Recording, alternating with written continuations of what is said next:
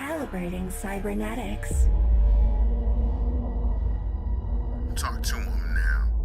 AT, Andre. Come on, Dre. Yep. Trippin with Let's Go. Woo! Trippin with Theobold. What's your name? Theo so bold. Yeah. Driggity. Let's go. Trippin with Theobold. Trippin. What are we doing? Trippin with Theobold. Come on, Dre.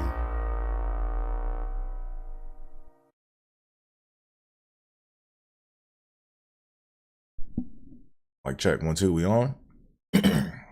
Hey, what's going on, y'all? And welcome to the 63rd episode of Trippin with Theobold. I'm your host, Andre Theobold, and welcome. So before we get going, make sure you guys hit that like button, hit that subscribe button, tell a friend to tell a friend, do all that fun internet stuff like the old people say. All right, let me go ahead and get my YouTube chat added in here so I can see who's checking in on little old me. So I'm gonna put this up here right quick. Gotta plug in the link. Hit OK. And bam, there we go. Okay, I can see who is popping in to check on little old me. What else we got going on here, man? So Ba Weep, Grana Weep, Ninny Bong to all my Transformers fans out there. That's the universal greeting for Transformers and shit. But anywho, so today's episode of Trippin with Theobold, there's, for the second week in a row, there's no notable Bills player that I know that wore the number 63. Last week was 62. This is episode 63. So is what it is. 60s is normally it's weird. 60s is an offensive line number, and you would think with all 50s and 60s.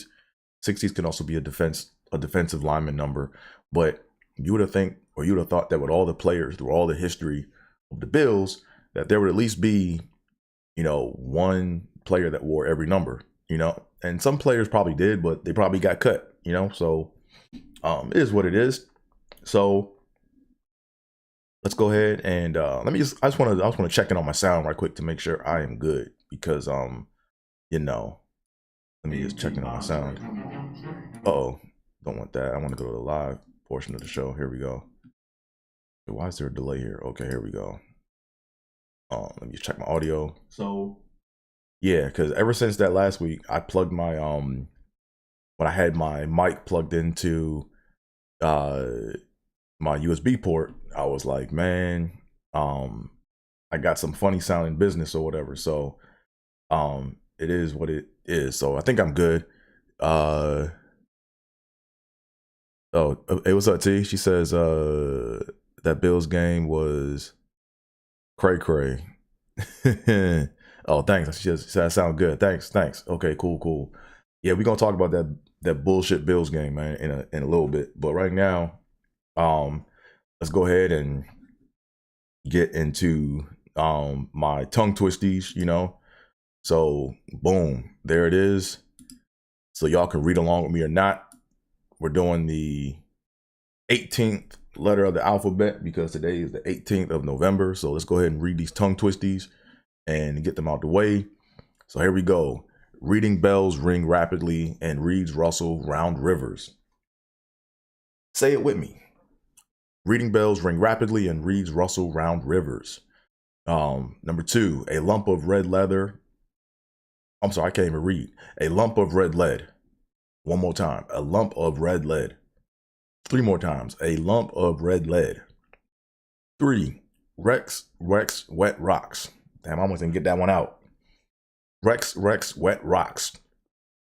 One more again. Rex, wet rocks. Number 4, raised roots, red roof. 2 times. Raised roots, red roof. 3 more times. Raised roots, red roof.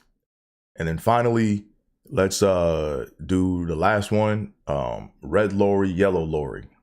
Red lorry, yellow lorry. Red lorry, yellow lorry. So now we are done. I got my mouth all warmed up. Pause. You know, some of y'all know the show's called Trippin with Theobold because, you know, grew up with a speech impediment. It's not all the way gone, you know. And I do the tongue twisties to help get my mouth warmed up, so you know I don't trip as much. But we gonna trip and we gonna make it fun. So anywho, let's go ahead and do some promotion. All right, let me take a sip of this kombucha right quick, man, because I got a scratchy throat and shit. So I got my kombucha.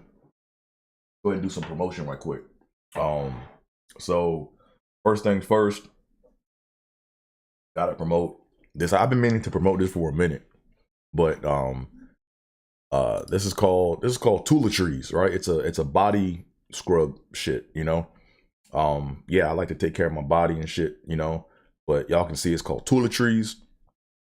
I used to get those loofahs, and those loofahs used to they used to always like come apart and come frayed, and you have like this big long piece of, I don't know, it's a big long piece of loofah, and it's hard to really like scrub. It gets all over. It's just really hard to wash with, you know. It doesn't stay compact, and then you know they also stay wet, you know, and you know if you leave it out overnight, then germs and all kind of stuff get in there. I'm just real weird about all that, you know. So I thought maybe if I went from a larger loofah to a smaller loofah, that might solve the issue. I got a whole big bag of small loofahs, and those things came unraveled too. So I was like, man, can't do that. So I use these gloves. I'm gonna promote the gloves next week, but they're these like shower gloves, and they exfoliate. But you put it on, you know. I typically put it on, get a little lather going, and I get the toiletries, put the soap in here, and this is like, I believe it's silicone. You know what I'm saying? So you put this on, and you scrub, you wash. You know what I'm saying? And you use the gloves, you get in all the private crevices and scrub in all the places you need to scrub, make sure you clean. And you know, I think I've had this thing for like over a year, you know, and it still looks brand new. Haven't replaced it yet. I'm actually gonna get a couple more of these, you know. I'm gonna have one for when I go home to Maryland, and one when I go to Buffalo, so I don't have to like travel with this. But this is a good little product, man, you know. And then, you know, like when you hang this up, it has like a little suction on the back, you know. There's like a little suction piece on the back, so when you put it up on your shower, you know, you can hang it up, and then the shit, like, you don't have the heebie-jeebies all up in here, like it just looks fresh, you know. So get you some. It's spelled toiletries. My bad, I said toiletries. It's spelled toiletries. TOOLETRIES. So make sure you guys get up on that.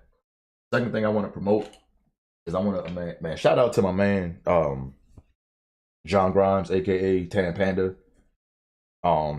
He kicked off the first annual LA Comedy Festival. Got my shirt last night. Had to get one of these. I was on the X-rated show last night. You know, it was a fun time. You know, nice venue. Shout out to Sky Studios for having the was it Sky? Yeah, I believe it's Sky Studios. Let me just double check and make sure I'm getting the names right. Yeah, it's Sky Studios. It's like this it's like a hangar pretty much, and dope room, dope sound, you know, dope venue. A lot of comics came through, decent audience. My only my one I guess constructive criticism would be, you know, they had the stage set up to where like the speakers were coming out the stage, but I mean coming from the stage going outward. But it would have been nice if they had, you know, speakers like on the side and on the outside part, because there was a food truck out there, and it was like a little area where people could go eat and, you know, get food and drink or whatever. And it would have been dope if they had the audio out there, because I felt like if you weren't in that area, like up front, you wouldn't really hear the show. And then it was just like, it was kind of noisy in the back, you know. And if people wanted to talk, you know, amongst themselves, they could have went on the sidewalk and did that, you know. But that was my only constructive criticism. The whole venue was dope. The green room was dope. All my comic friends, man, showed up. They showed out. It was a fun time. So, man, shout out to Tan Panda and Sky Productions for doing that. Yeah. So, last thing I want to promote is not sure if I can do this or not, but I'm gonna do it because it helps me out. So, I want to promote Tylenol Severe Sinus and Tylenol PM. Like, these things here are like magic, you know. So basically, anytime you feel the cold coming on, anytime your throat gets scratchy, you pop you know, a Tylenol severe sinus, or if you feel your sinus is starting to come on, go ahead and pop you a Tylenol severe sinus, and at nighttime take you a Tylenol PM. The Tylenol PM will knock you out, man, for like, it's gonna knock you out for at least a good 4 hours, you know, and it's gonna work on that cold and break all that shit up. All that Mucinex and Dayquil, NyQuil, that's a waste of time. Like I used to be big on NyQuil, and all that does is just give you the runs. You know what I'm saying? Or it just gives me the runs. Maybe it's me, but Tylenol severe sinus, Tylenol PM. My mom put me onto that. See, I got the sniffles right now, but I'm popping my Tylenol, so you know I'm kicking this cold in his ass before it even gets here. You know, so is what it is. So that wraps up the promotional part of the show. So now, I want to talk about. Let's go and talk about this Wakanda Forever, man. You know, so if you haven't seen Wakanda Forever and you're planning on seeing it, I recommend you mute this, you know, and come back in about. Here's what I'll do. Let me pull something up right quick. Yeah. So what I'll do is this, right? Is I'll go ahead and I will put, when you see the Trippin with Theobold logo, oh sorry, let me see this right quick. Here we go. So when you see this, when it's off, I'm talking about Black Panther Wakanda Forever. But when you see it come back on, I'm not talking about it, right? That's kind of a little heads up for people that want to know when I'm talking about it or not. So right now, since the Trippin with Theobold logo is going off, I am now talking about Black Panther Wakanda Forever. And if you don't want to hear it, go ahead and mute and then come back when you see the logo back on. But here we go. So let me go ahead and talk about this Black Panther Wakanda Forever. So as you guys have probably heard, there have been mixed reviews with Wakanda Forever. That's why I wanted to go out and see it for myself. You know, I wanted to go out and see it for myself because I knew that there was going to be mixed reviews on the joint. And then you have some people that are like, yo, this is the best Black Panther. Some people are like, yo, this joint is full of propaganda or whatever, you know. And I kind of have like, you know, mixed feelings about it, you know. So let me go ahead and get into it, right? Let me go, as you know me, I like to break things down and then build up, right? I like to end on a positive note. So here's my analysis on Wakanda Forever. All right. So negatives. The one thing I didn't like about the movie was I don't know, like I always feel some kind of way. Like I feel like when it comes to like FBA, right? We got to bring in the term FBA, you know what I'm saying? Foundational Black Americans, right? So if you looked at the cast, basically, the foundational Black American, they had like 2 foundational Black American characters in the movie.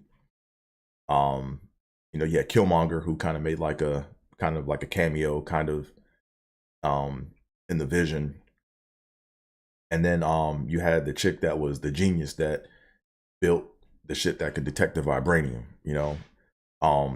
So what I didn't like was kind of the portrayal of foundational Black Americans, or not even the portrayal, it's more of the attitude, right? Or the stereotypes that are associated with foundational Black Americans, right? So basically, you know, Killmonger, so basically what came across in the film was, you know, foundational Black Americans, or you niggas, you know, basically it's you know, you guys are either angry or ghetto, you know. That's kind of like what kind of came across, you know. Like for example, Killmonger, you know, like he had a lot of built up anger in him based upon how he was left by his father, you know, who was like King T'Challa. And even in the afterlife, when Shuri made that potion or whatever, and she drank it. He still was in there on some like being angry. Basically, there was no reconciliation. It was like, oh, now you see why I'm angry, you know. So to me, that was kind of like, that was one aspect that I didn't like. You know, it's like the stereotypes, right, that are associated with foundational Black Americans. You know, and then the chick that was the genius who went to MIT, I think it was. It was like, like her dialogue, whoever wrote her script. I mean, she's a great actress, man. I think she's a good actress, but like the dialogue to me, whoever wrote the script, man, it was kind of cringe, It was, oh yeah, you're not gonna mess with me, like that sister girl shit, sister girl hood shit. I didn't really care for that. It was kind of cringe. To me, it's like, how come we can't have, just solid, straight foundational Black American actors? When I say straight, I mean like a straight man, meaning like, their job is to just be the voice of reason, like, well, why do we have to add all this extra hood shit on there? You know what I'm saying? But whatever, it's not my movie. If I have so much I didn't like about it, maybe I should have wrote my own movie, But like, those were like two things I didn't really care for, was just when you watched it through the lens of, foundational Black American or non-foundational Black American. If you're a non-foundational Black American, if you're a foundational Black American, the tone was, FBAs are angry and ghetto, right? We like, yeah, like, we can be smart, but end of the day, we gonna stay angry and ghetto, right? So didn't really care for that. Then what else? I didn't really care for, like, the whole hierarchy. Basically it's like, like non-FBAs are here, FBAs are here. Like, I don't really believe in a hierarchy, but the movie kind of had that. Basically Shuri was, the upper level, like, she was the upper level. I guess she had higher rank than like the FBA chick, because they had to go recruit this chick from college, the ghetto chick. So didn't really care for that. And I do a joke about this, right? When I went to college, we had a panel discussion called Bridging the Gap Between Africans and African Americans. And this one dude that I studied with, this African dude, real cool brother, he stood up and just said some shit. Like, he was like, we are here to show you how to behave and act. We are your guiding light. I'm like, motherfucker, who you? Like, you know what I'm saying? Like, come on, bro. You know what I'm saying? It's that I'm better than you type talk shit, Like, I don't really go for that, and that was kind of like the tone. It was like, Shuri was the mentor, and, the ghetto chick had to be cultivated, or she basically was, just the way she was talking to her, like, I didn't really like care for that, but whatever, it is what it is. And, the FBA chick was, or the FBA character was basically a sidekick. You know what I mean? So didn't care for that. It was a female heavy like movie where the females basically were, doing all the fighting or whatever. And the guys were more in like a submissive, not submissive, but they were kind of in a support role. It is what it is. Not my cup of tea. Then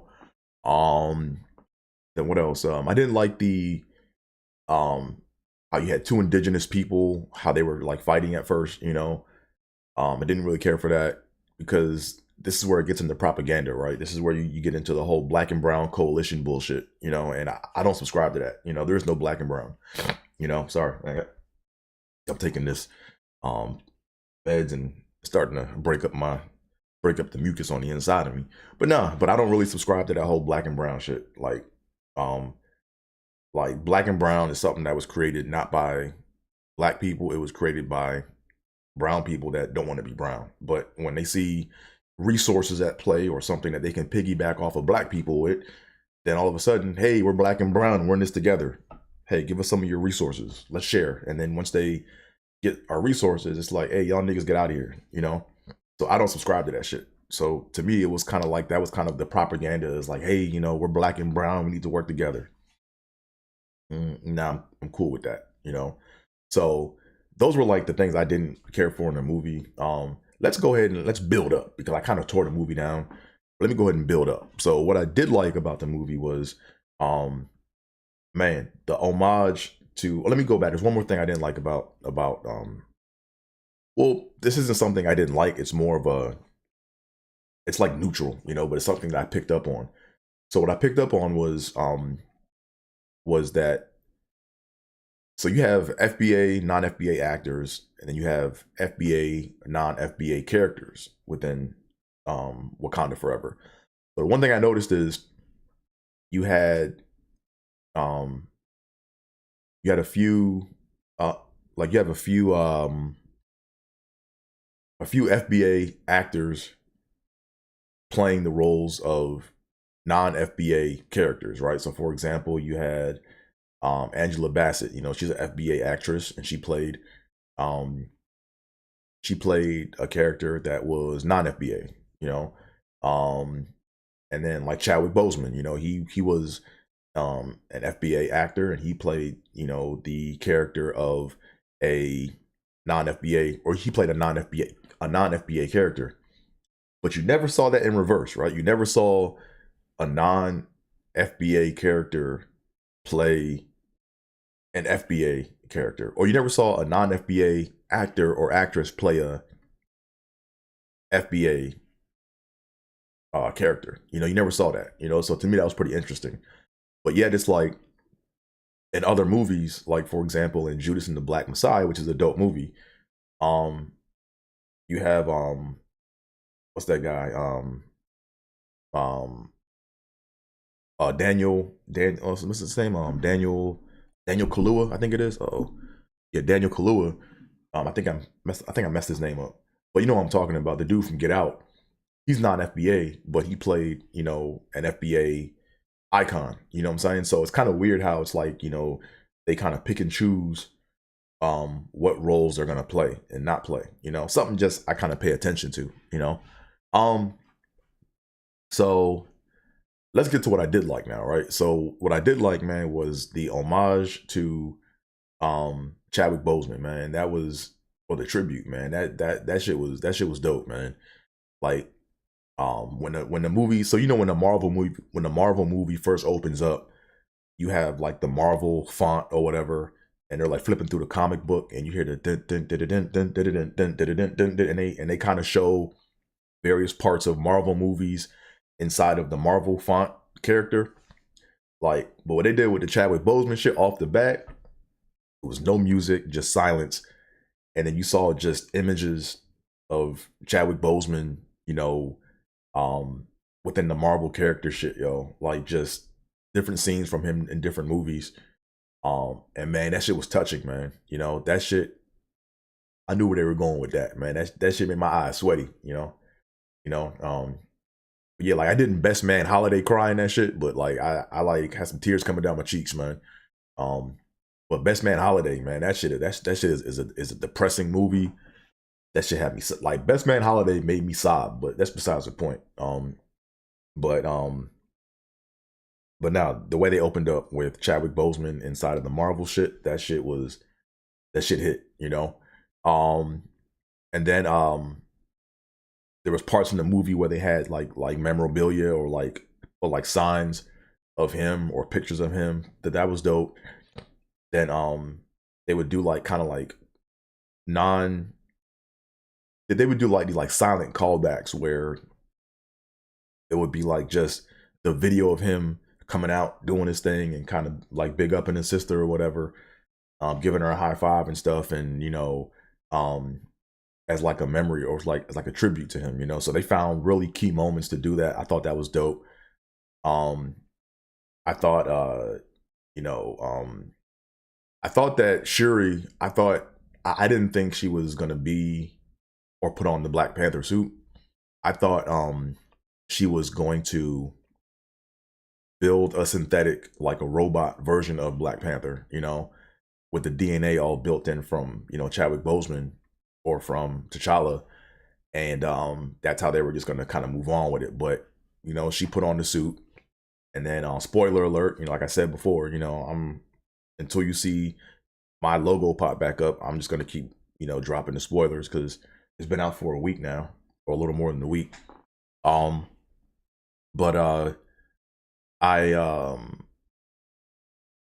yeah, so I liked how they have, basically it was like a post credit. It was like towards the end where you find out that T'Challa had a son, you know what I'm saying, with the other chick from the last one, his chick that he was gonna marry. And his name is T'Challa as well too. So basically they're setting it up to where Shuri's gonna be like the mentor for the young T'Challa, you know. And that's dope. Another thing I thought that was dope was I felt like they kind of took the mechanics of Transformers the movie. And when I say Transformers the movie, I mean the 1986 movie, the cartoon movie, the one where Optimus Prime dies, right? It's kind of the same like story. It's kind of the same like hierarchy, I guess, or plot, you know, where basically you have Optimus Prime, who's like the leader of leaders, the best leader of the Autobots, you know. He basically dies, and then the matrix of leadership, it's supposed to go to Ultra Magnus, but instead it goes to Hot Rod unknowingly. And then basically what happens is Hot Rod doesn't know he's the next leader of the Autobots. But when he becomes Rodimus Prime, you know, he takes over and leads temporarily in the movie. But then in the next episodes, because basically that movie was a bridge for the next set of cartoons, you know. So when they had the next set of cartoons, I think they refer to those as like the G2 Transformers. But when they had like basically Hot Rod as the leader of the Autobots, he struggled to lead. Like he wasn't as good as a leader as Optimus Prime, because he wasn't like wise, and he wasn't like old. Like he was real young. So you had, you know, Springer, who was the helicopter, and then you had Ultra Magnus, who basically were coaching him and keeping him in line while he led, you know. And that's kind of what it was with Wakanda Forever, you know. Chadwick Boseman was like Optimus Prime. He died. And then the leadership kind of thing, like you know, Shuri wasn't trying to be Black Panther, but due to the circumstances, she had to kind of get in that role. She got in the role, but then now it's like, you know, she's dealing with anger. And then now you have the what's the dude, the big dude name, the dude that plays, I forgot what his name is, but he's the main character. He's a main character in the joint, and he basically is like, you know, her counsel and like trying to like, you know, keep her on the path of being a leader to protect Wakanda, you know. So that, I thought that was dope, you know. So I thought it was dope to have those similarities between, you know, Transformers the movie 86 and Wakanda Forever, you know. So all in all, so like I said, it was I feel like I enjoyed it. I think that, you know, it wasn't bad at all. It was definitely entertaining. But like I said, I pay attention to like propaganda. I pay attention to all the other things or whatever. So, you know, but man, shout out to Ryan Coogler. You know what I'm saying? Ryan Coogler, he puts out quality work, you know. It's a solid movie, you know. But like I said, I mean, I'm always gonna have my little 2 cents to add to it. But, you know, all in all, it was definitely entertaining, and I liked it, you know. So that was that. That concludes my analysis of Wakanda Forever. So now I am putting this back on. So now I'm no longer talking about it. But now I got to sneeze. Hold on a second. I got to sneeze like a mother. Thought I had to sneeze. But anywho, let's go ahead and talk some DFS, man. Oh, sorry about that bump, y'all. Y'all probably heard that. Man. So Here we go. Might as well go ahead and do my lineups now today. So like I said, no money for me. It was a shitty weekend for me in DFS last weekend in football. Let me go ahead and look at my Millie. Come on, Dre. Let me look at my Millie Maker from this past Sunday. Damn. I came in like last place in this shit. It's terrible. What place did I come in?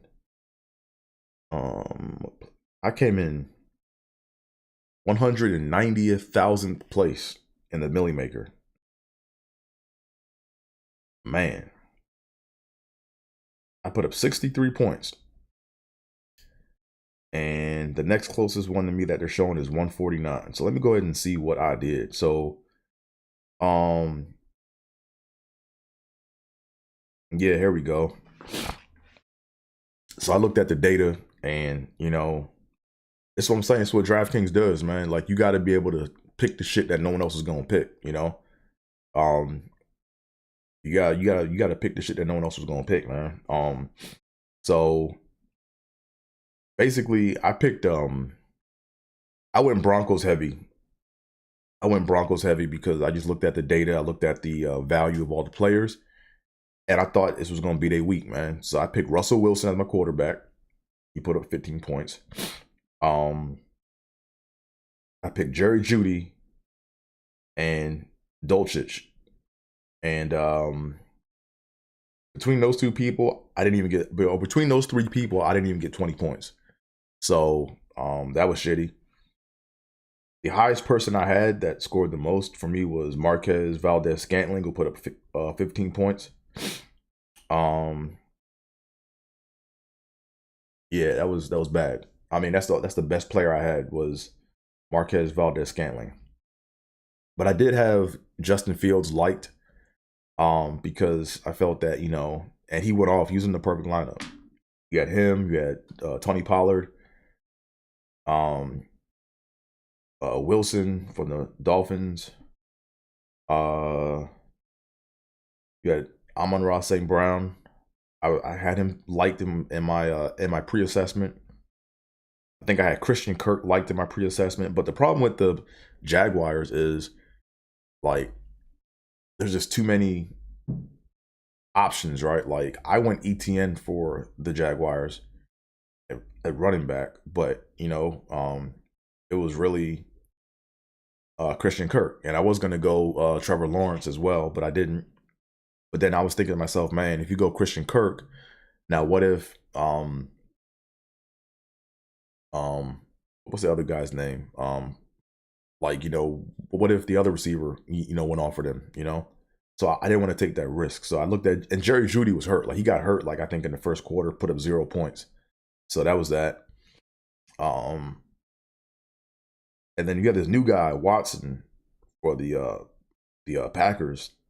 This dude put up 35 fantasy points, and he cost $3,700, man. So, you know, it's all over the place right now, man. So like I said, I had a shitty weekend with that. Damn, I came in damn near last place.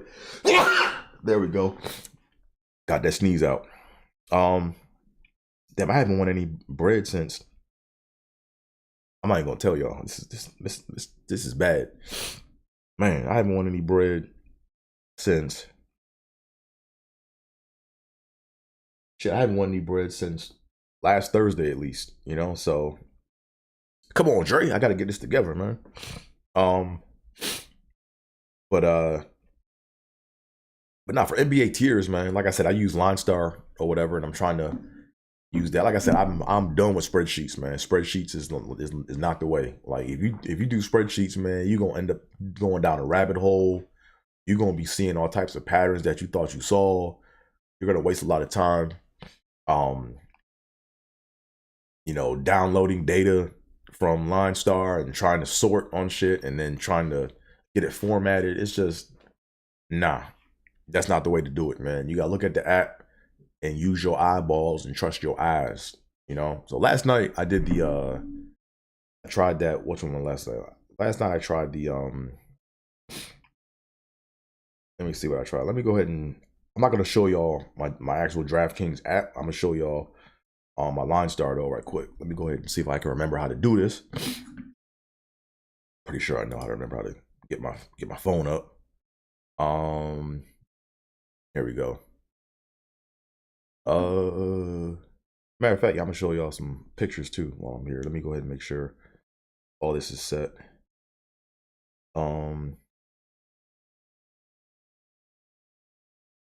Let me show you. Yeah, I got the game photos and stuff. Yeah, I can show you all this stuff on my phone at one time. So, before we go any further, make sure you guys like this video, hit the subscribe button, tell a friend to tell a friend, do all that fun internet stuff. Down below are all my socials. AT is where it's at on most forms of social media. Just to make sure I plug that. Let me go ahead and open up. Where am I at now? Let me cancel that. Now let me open up. Where's my? I just had it. Damn it. Okay, here we go. I gotta go to my apps. Then I gotta go to. I think it disappeared on this. That is crazy. I see Apple do what it want to do, huh?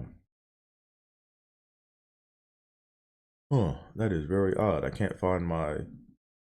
Oh, here it is. I got my QuickTime here. Here we go. Got that. Boom, boom, boom. New movie recording. That's up. Oh, we got that. Go here. Here we go. Boom. So let's take a look at what happened last night. Because last night I did it was Tennessee versus Green Bay.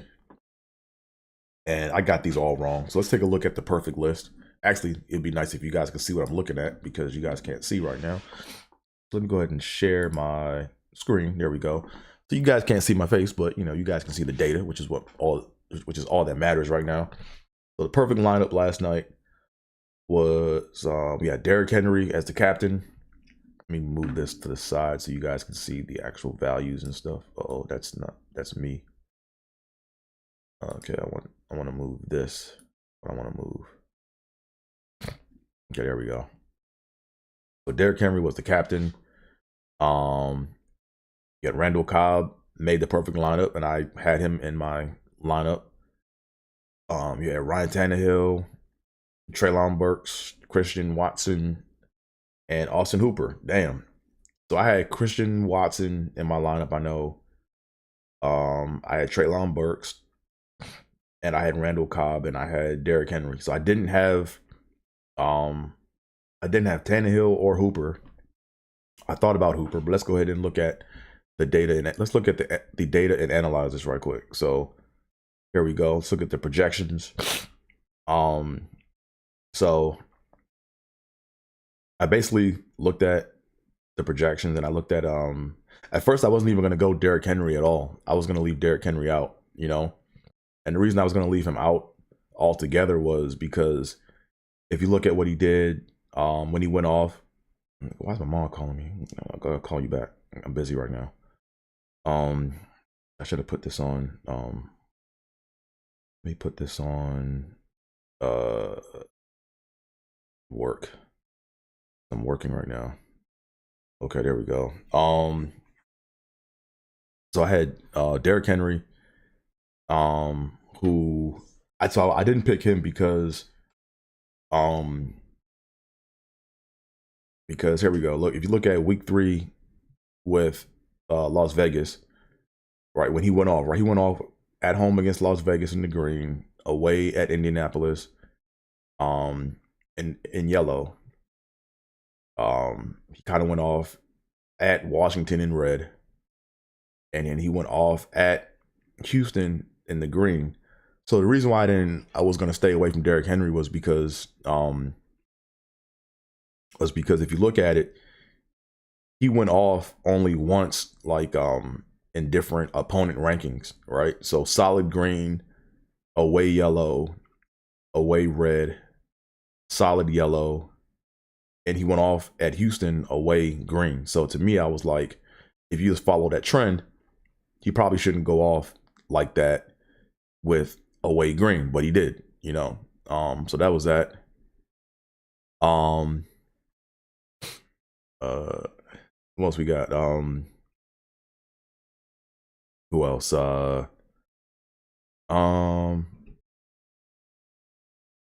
I think I had Aaron Jones. Yeah, I like Aaron Jones, as you guys can see here.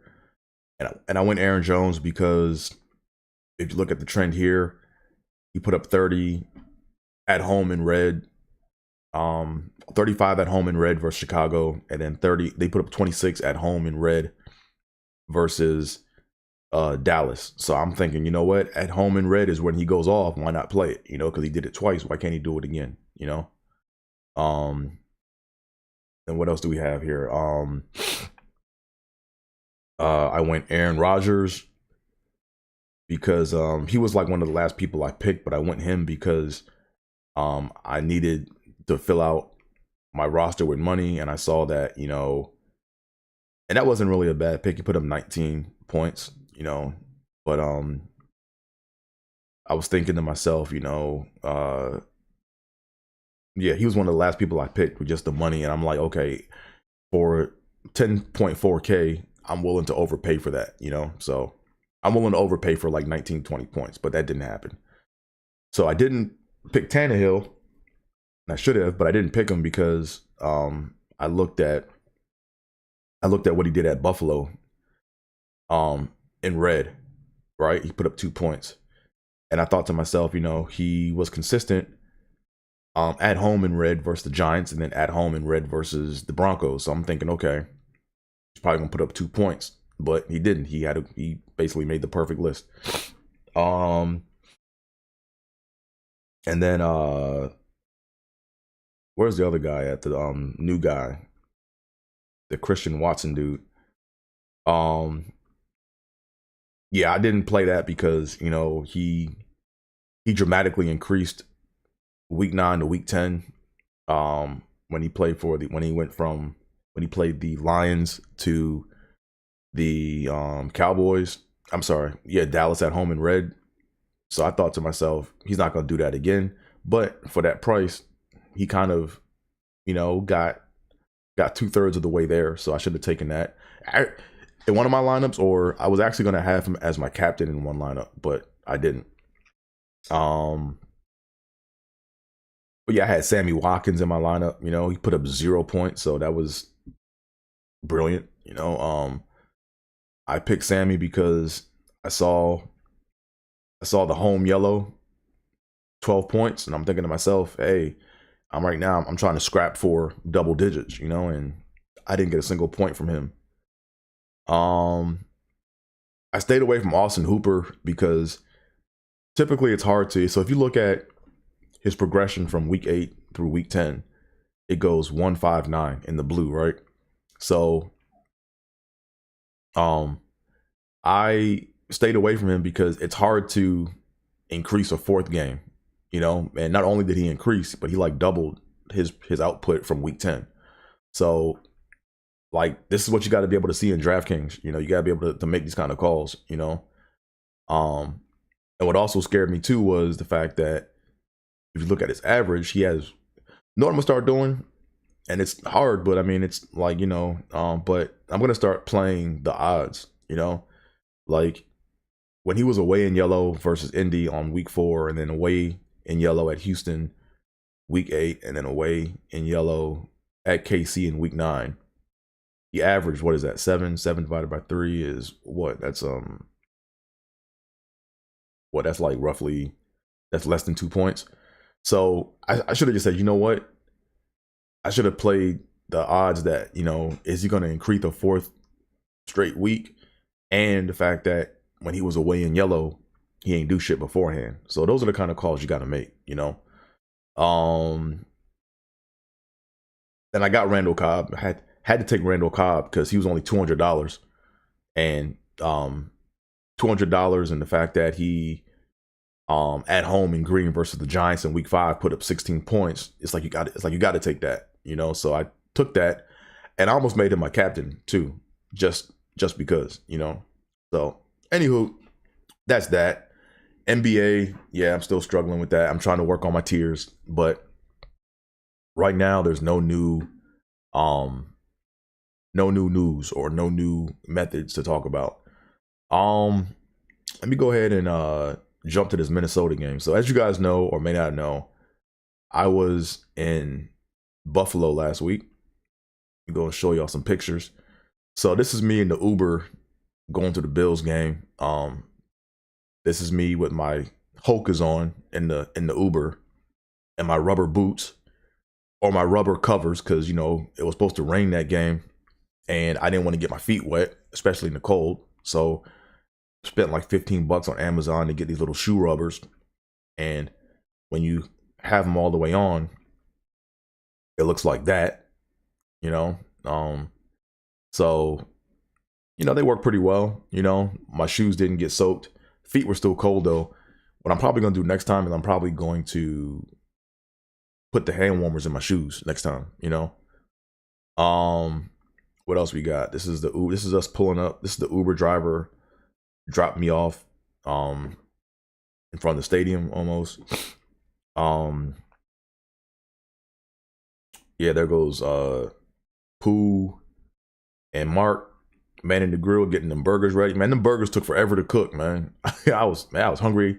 Shit, man, I was hungry and a hostage in this bitch, man. And you know, but them burgers came out good. I had about 3 of them burgers in the morning. You know, like I wanted my egg sandwich, but you know, Petey wasn't there to make the egg sandwiches, man. So I had to go with the burgers. What else, man?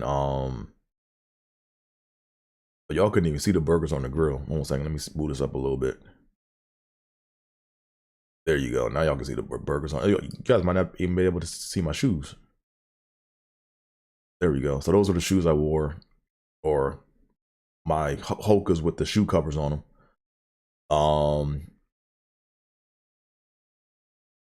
There goes Pooh, and I think that's Pooh and Mark right there, and a few other guys, and there goes it's Pooh, Mark, and Aaron in the blue, tall dude in the blue right there.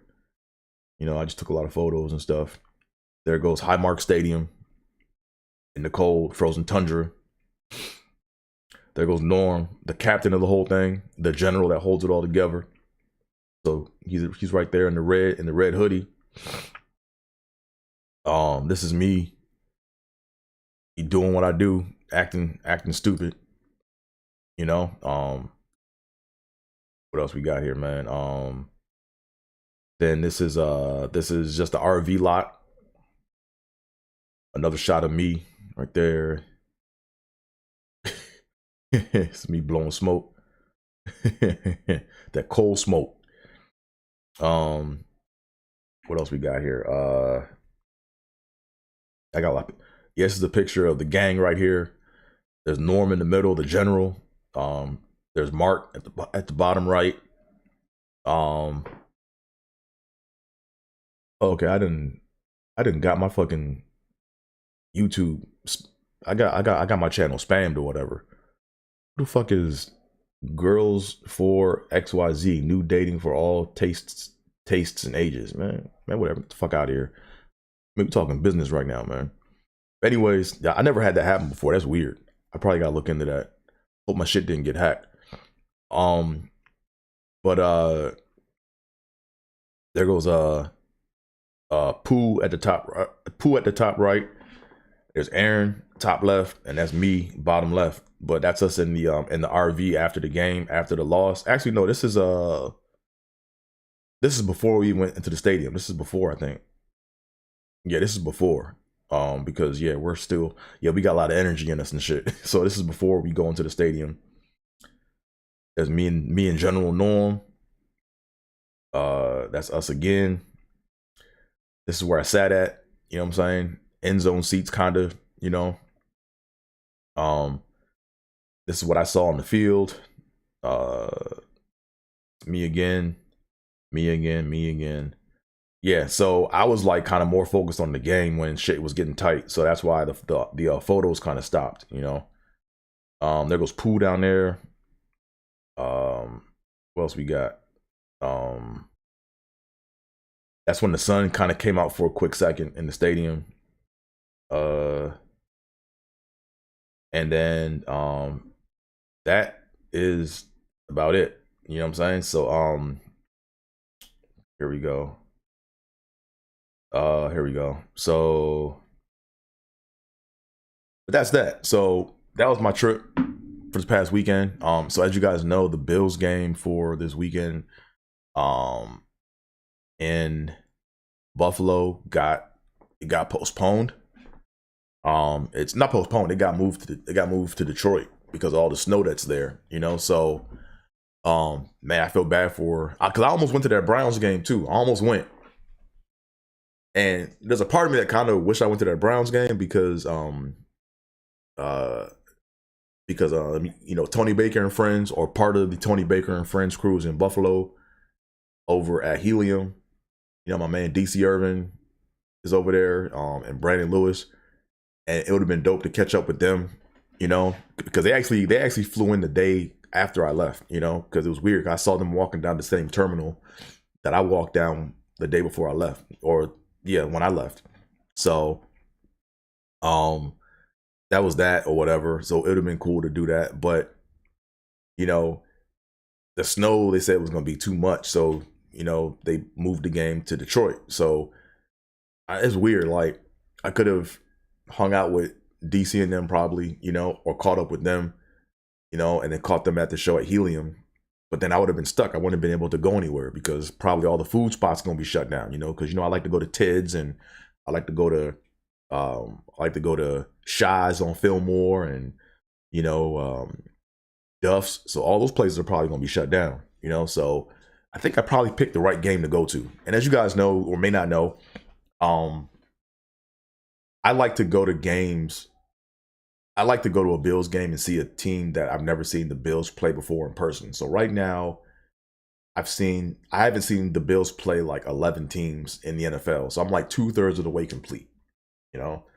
But I completed the whole NFC North, you know. So I seen the Bills play the Bears in preseason at Soldier Field. I've seen the Packers play the Bills at Highmark Stadium, or Bill Stadium. Then I've seen the Bills play the Lions at Highmark Field about 2 or 3 years ago.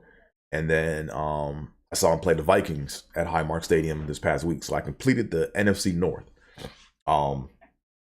AFC North, I still got to see them play the Bengals and the Browns. And they play the Browns this weekend. So, you know, I'm glad I actually chose to go to the Vikings game, because the Bills play the Browns pretty often, or more frequent than they play the Vikings, because the Vikings are in a whole nother conference, you know. But, you know, it is what it is. Let's talk about the game right quick, and I'm gonna get out of here. So yeah, that game, man, I was mad as shit that game, you know, because Bills had the game won. You know, we lost. Like, the defense did what they could with all the injuries. So you gotta give the defense credit for what they did. But I blame the head coach. I blame Sean McDermott. I blame Ken Dorsey. You know, I blame those two, because you can't coach like that and expect to win a Super Bowl. You know, you just can't, you know.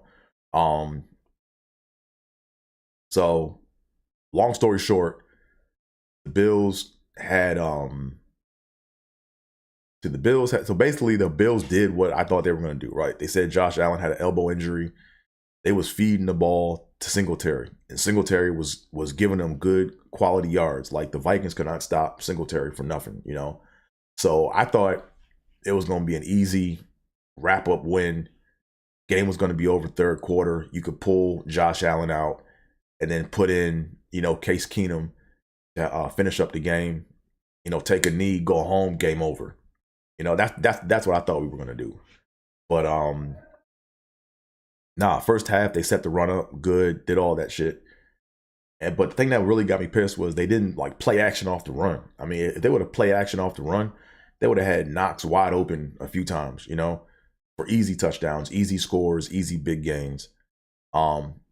But second half, man, they just went to the shotgun shit, Kind of felt like they just said, you know what, we gonna go back to the K gun days, when Kelly was in the shotgun and just throw. And they sat back and let these motherfuckers pick their way back into the game, And then, Dalvin Cook is gonna do what he gonna do probably every now and again, and he had a home run run against the defense.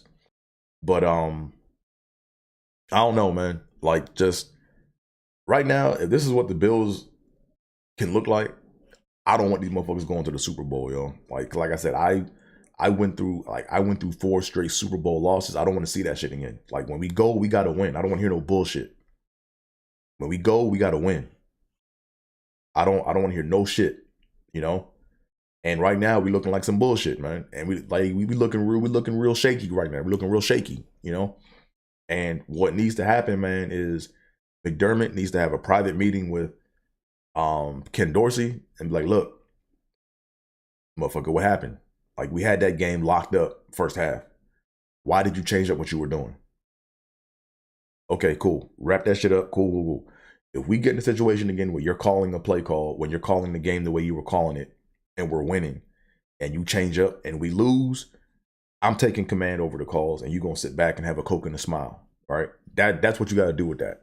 And if Sean McDermott doesn't do that and that shit happens again, Sean McDermott got to get fired and Dorsey got to go. Got to get him the fuck out, man. Because that's fundamental coaching. Like, you can't, if you coach like that, I don't care how good your team is, you will get out coached by another coach that has less talent. So I expect more from McDermott. Like, to me, I thought he was at a stage where, well, we'll see how he manages the whole shit with Ken Dorsey right now, right? But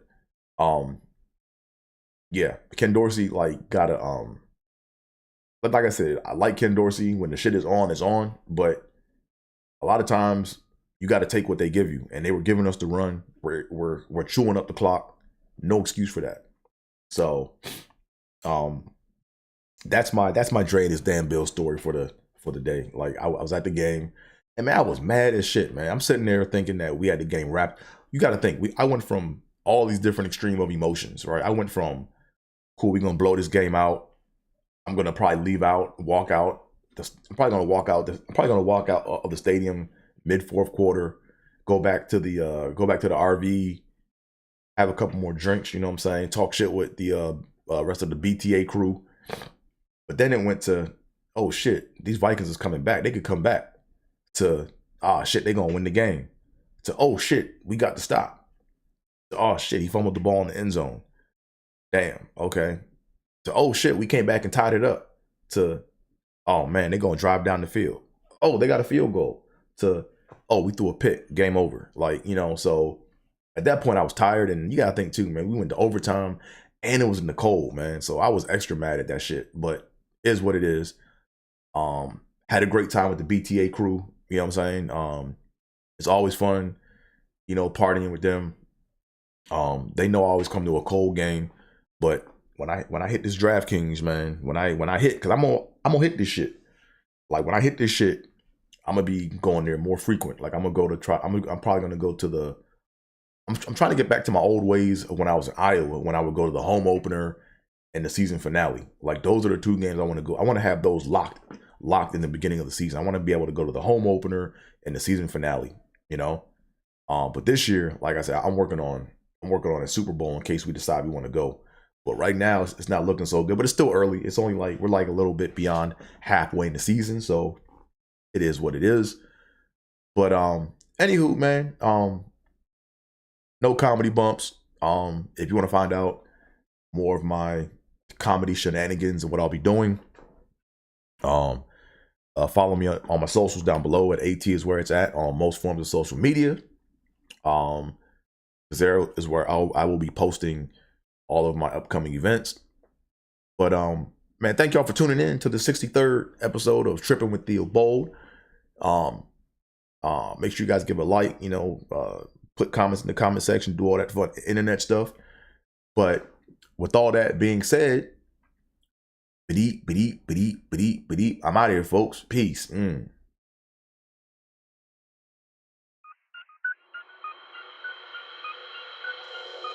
Trippin with Theobold. Let's go. Caliente.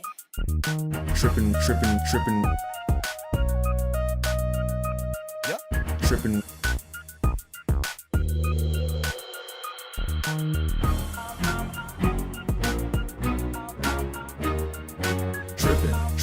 Trippin.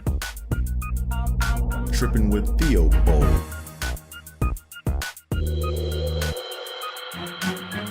Trippin with Theobold.